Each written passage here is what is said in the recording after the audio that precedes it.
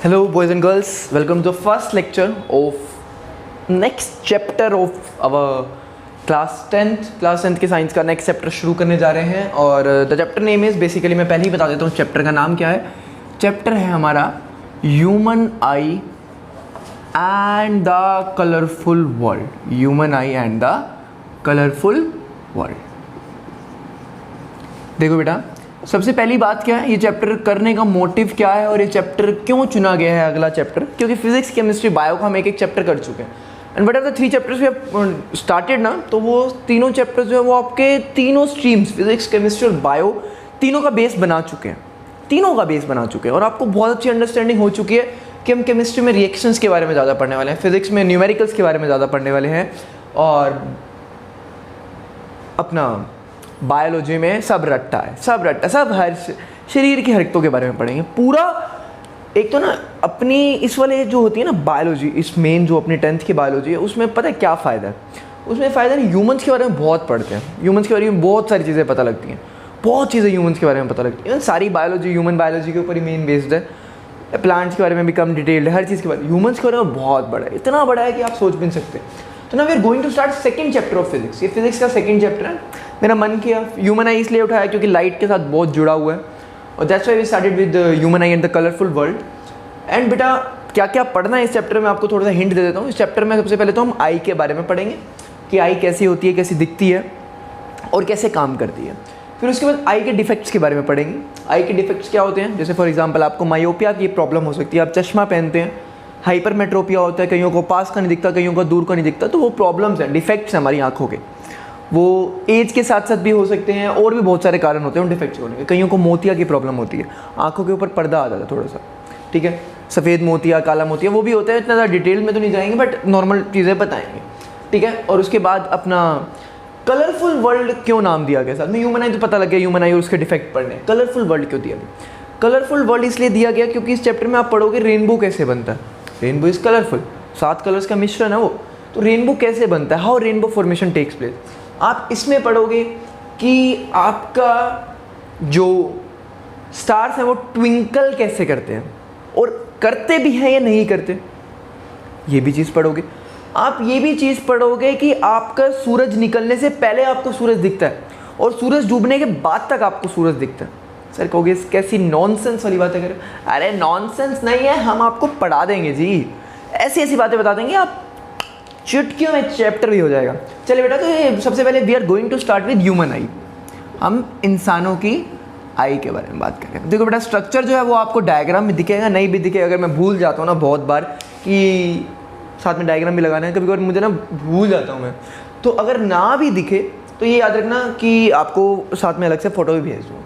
वैसे नॉर्मली आपकी आंखें आपने देख रखी हैं, हर कोई अपनी आंखें देखता ही है. तो आंखों में क्या क्या कैसे कैसे होता है मैं थोड़ा सा बता देता हूँ. ये पूरी की पूरी जो है ना, ये आपकी आई बॉल है, ठीक है. ये क्या है, आई बॉल. ये पूरा का पूरा ना आप देखो, ये आपकी आंखें ही नहीं है. अगर कोई बंदे अपनी आंखें निकाले तो पूरा का पूरा स्फेयर टाइप दिखता है और इसमें छोटा सा हिस्सा ये आगे वाला होता है जो हमारी आंखों के सामने दिख रहा होता है, ठीक है बेटा जी. तो ऐसा कुछ होता है. अब इतना तो ऐसा बिल्कुल नहीं होता. तो यहाँ पे ना एक कुछ मसल्स होती हैं, उसके साथ आपका लेंस लगा होता है. आंखों में लेंस होता है, ये चीज़ याद रखना. आंखों में क्या होता है, लेंस. इन्हीं मसल्स के साथ आपका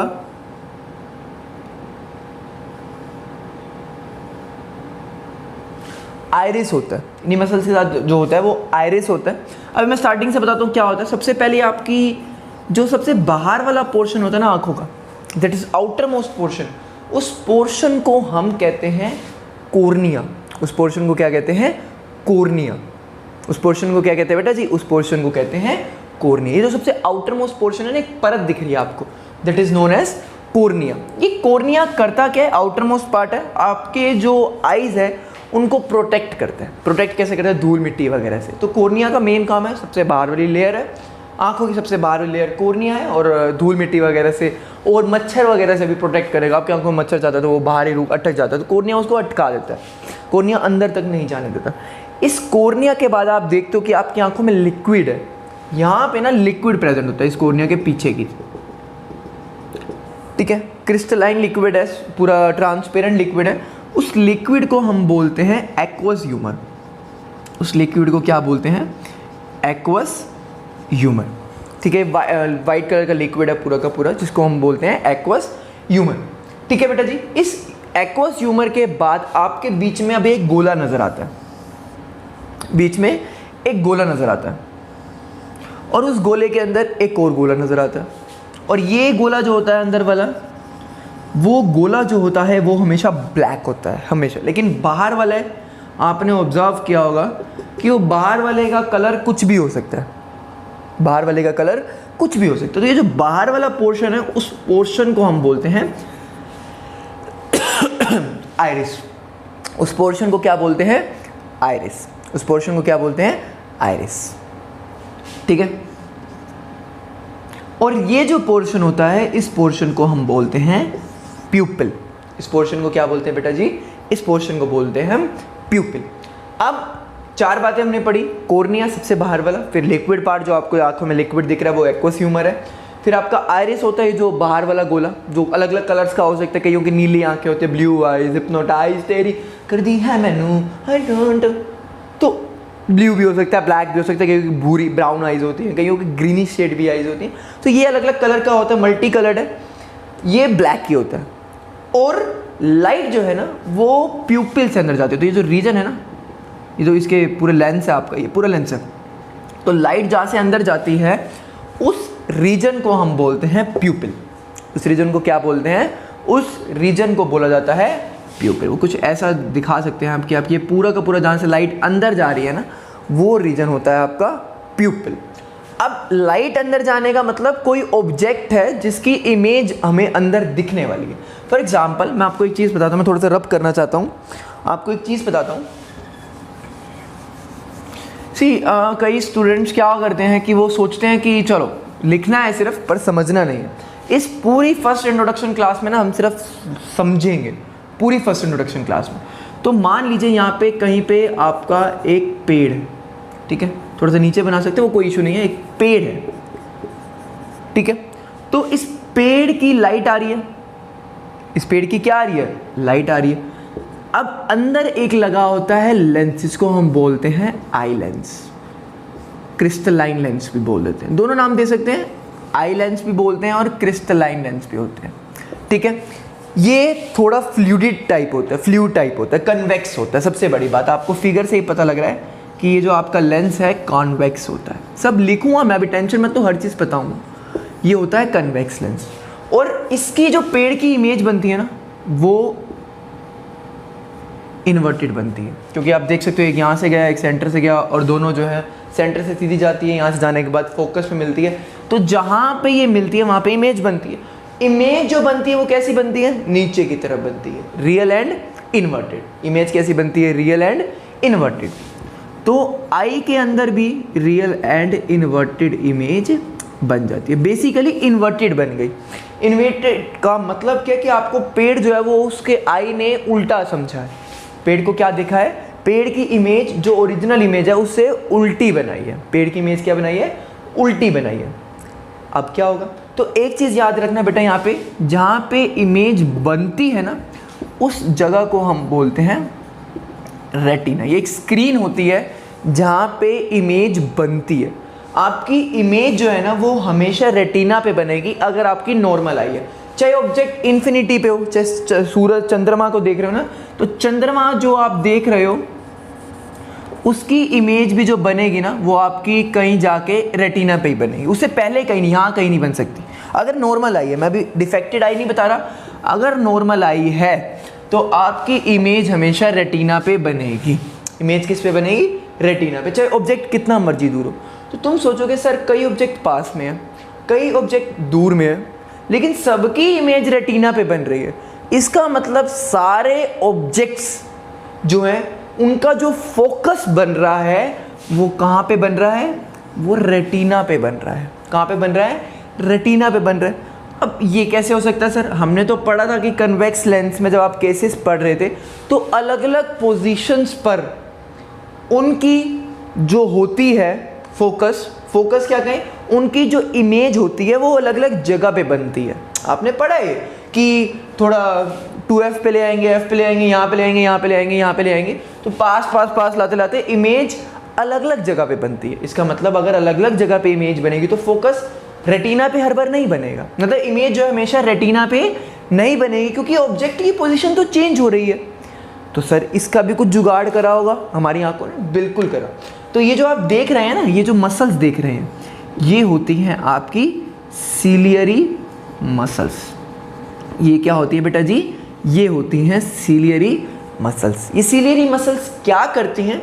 ये सीलियरी मसल्स आपके इस लेंस को खींचती हैं, कॉन्ट्रैक्ट करती हैं। कॉन्ट्रैक्ट करती हैं तो ये थोड़ा बड़ा हो जाता है, साइज में खिंच जाता है। जेली लाइक है, मैंने आपको पहले ही बताया। और रिलैक्स कर देती हैं तो ये थोड़ा छोटा हो जाता है। पीछे नहीं कर रहा, मैं सिर्फ समझा रहा हूँ। तो ये खींचती हैं, रिलैक्स करती हैं। कब करती हैं? देखो बेटा, अगर ऑब्जेक्ट बहुत दूर है तो ये थोड़ा सा हम इसकी जो फोकस है उसको क्या करते हैं, बड़ा बना दिया, ठीक है। तो एक तरीके से उसके फ़ायदा हो गया दूर के ऑब्जेक्ट के लिए। पास के लिए थोड़ा छोटा बना दिया। पावर चेंज कर रहे हैं, इसकी जो फोकल लेंथ है ना वो चेंज कर देते हैं हम। फोकल लेंथ चेंज कर दी है, उसका मेन कारण क्या है? उसका मेन कारण ये है कि इमेज हमें हमेशा रेटिना पे मिलेगी। तो ये जो है ना सीलियरी मसल जो है इस लेंस की फोकस को चेंज करती हैं, लेंस की फोकस को चेंज करती हैं ताकि जो आपकी इमेज है वो हमेशा कहाँ पे बने? हमेशा रेटिना पे बने। चाहे ऑब्जेक्ट कहीं पे भी हो, इमेज कहाँ बने? रेटिना पे, ठीक है। अब मैंने आपको एक चीज़ बताई कि ये जो इमेज बनी है बेटा जी, ये इमेज जो है आई ने उल्टी बनाई है, इन्वर्टेड। तो इसको सीधा करने का काम करती हैं ऑप्टिक नर्व्स। ऑप्टिक नर्व्स काम तो नहीं करती एग्जैक्टली। ऑप्टिक नर्व जो है ना वो मैसेज जो है ना, नर्व्स हैं वो मैसेज लेके जाती हैं ब्रेन के पास। किसके पास लेके जाती हैं? ब्रेन के पास। ब्रेन उन सिग्नल्स को इंटरप्रेट करता है, समझता है कि क्या होगा और ऐसे कैसे होगा। उन सिग्नल्स को समझने के बाद ब्रेन जो है आपको एक वर्चुअल, मतलब एक इरेक्ट इमेज दिखाता है कि पेड़ सीधा है। आई ने तो उसको उल्टा, लेकिन ब्रेन ने उसको वापस से सीधा दिखा दिया कि आपका जो इमेज है वो सीधी है। अब एक चीज़ याद रखना, आपके इस पूरे जो रेटिना की स्क्रीन है ना उसके ऊपर एक स्पॉट प्रेजेंट होता है जिसको हम कहते हैं ब्लाइंड स्पॉट। इसको कहते हैं ब्लाइंड स्पॉट। तो अगर यहाँ पे आपकी इमेज बन गई तो वो इमेज आपको नहीं दिखेगी, पूरा ब्लैक दिखेगा।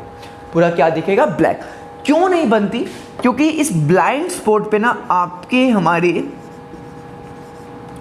रोड्स एंड कोन सेल्स, दो सेल्स प्रेजेंट होते हैं अलग अलग टाइप के, जिनका काम पता है क्या होता है? जिनका which control the intensity and colour of the light. तो रोड्स और कोन सेल्स प्रेजेंट है जो लाइट के कलर और उसकी इंटेंसिटी, कितनी तेज इंटेंसिटी के साथ लाइट है, उसका कलर क्या है, तो ये सब काम। तो अगर आपको आपके किसी भी ऑब्जेक्ट की इमेज देखनी है ना, एग्जैक्ट जैसा ऑब्जेक्ट है, तो इन दोनों सेल्स का होना बहुत जरूरी है। दोनों सेल्स का होना बहुत जरूरी है, बहुत ज़्यादा जरूरी है इन दोनों सेल्स का होना। रोड्स एंड कोन्स इनके नाम है। जो मेन कभी भी क्वेश्चन आता है यूज़ किया, intensity and colour of the light. Light के कलर मतलब एक तरीके से कलर मतलब जो ऑब्जेक्ट है उनके कलर्स, ठीक है। तो ये उसका काम करते हैं। तो ब्लाइंड स्पॉट जो होता है ना, वहाँ पे नर्व्स प्रेजेंट है, ऑप्टिक नर्व्स है, ब्रेन की नर्व्स। तो वहाँ पे ये रोड्स एंड कोन सेल्स नहीं होते, क्योंकि होंगे तो वो नर्व्स के डैमेज कर सकते हैं, खराब कर सकते हैं। That's why that type of cells are not present on the path of optic nerves. जहाँ पे ऑप्टिक नर्व्स का पाथ होता है वहाँ पे आपका rods and cone cells absent होते हैं। Rods and cone cells absent होते हैं, इसका मतलब यहाँ पे जो भी इमेज बनेगी वो आपको नहीं दिखेगी, मतलब आपको सारा ब्लैक नजर आएगा। ये ऑप्टिक नर्व्स के पाथ में होते हैं। कि ऑप्टिक नर्व्स वहाँ से जा रही होती है तो उसके पाथ में बनते हैं, वो उस जगह को क्या कहते हैं? हम ब्लाइंड स्पॉट कहते हैं। उस जगह को क्या कहते हैं? Blind spot. ये पूरा आई की हर एक चीज़ की डिटेल्ड थी, हर एक चीज़ की डिटेल। एक और चीज़ याद रखिएगा, आपका यहाँ पे एक अंदर भी लिक्विड प्रेजेंट होता है, जेली लाइक फ्लूइड प्रेजेंट होता है, जिसको बेसिकली हम बोलते हैं विट्रस ह्यूमर। Vitreous humour. तो ये जो है जेली लाइक फ्लूइड हमारी आई के अंदर प्रेजेंट है और आई को अंदर से डैमेज होने से बचाता है। अंदर बहुत सारी नर्व्स प्रेजेंट है, उन नर्व्स को कंटिन्यूसली फंक्शनिंग और लिक्विडिटी प्रोवाइड करने की हेल्प करता है। और साथ में आई मेन इसका काम है कि आई को अंदर वाले पार्ट से डैमेज होने से बचाना। आप देखते हैं जब आंखें निकाल ली जाती हैं, वो नर्व्स अलग हो जाती हैं, तो जो आइज़ को जिंदा रखता है ना एक तरीके से वो विट्रस ह्यूमर है, ठीक है। आइज़ को लिविंग बना के रखता है विट्रस ह्यूमर, अंदर उसको कंटिन्यूसली मॉइस्चर लिक्विडिटी प्रोवाइड करता है, अंदर पूरा जेली लाइक है, जेली है एक पूरी की पूरी, जिसमें आपका आई की पूरे पार्टिकल्स आराम से प्रेजेंट है, ठीक है। और यही आपका मेन हर चीज़ की लाइट को कंट्रोल करने में भी हेल्प करता है। तो ये सब कंपोनेंट्स जो थे, इस ज़्यादा डिटेल में जाने की जरूरत नहीं, आपसे बोर्ड में कभी इससे ज़्यादा नहीं पूछेगा, इतना पूछ ले बहुत बड़ी बात है, ठीक है। तो ये सब कुछ था हमारा आई के बारे में, ये सब कुछ आपको डिटेल्ड वर्जन मैंने आई के बारे में बताया, that you have studied. Diagram आप देख रहे हैं, साथ में आपको दिख रहा होगा, नहीं भी दिख रहा तो मैं आपको फ़ोटो भेज दूँगा, क्योंकि मैं भूल जाता हूँ बेटा। मैंने आपको फिर बताया कि गलती तो इंसान से होती है ना, इंसान गलतियों का पुतला है, समझ रहे? तो एक मिनट,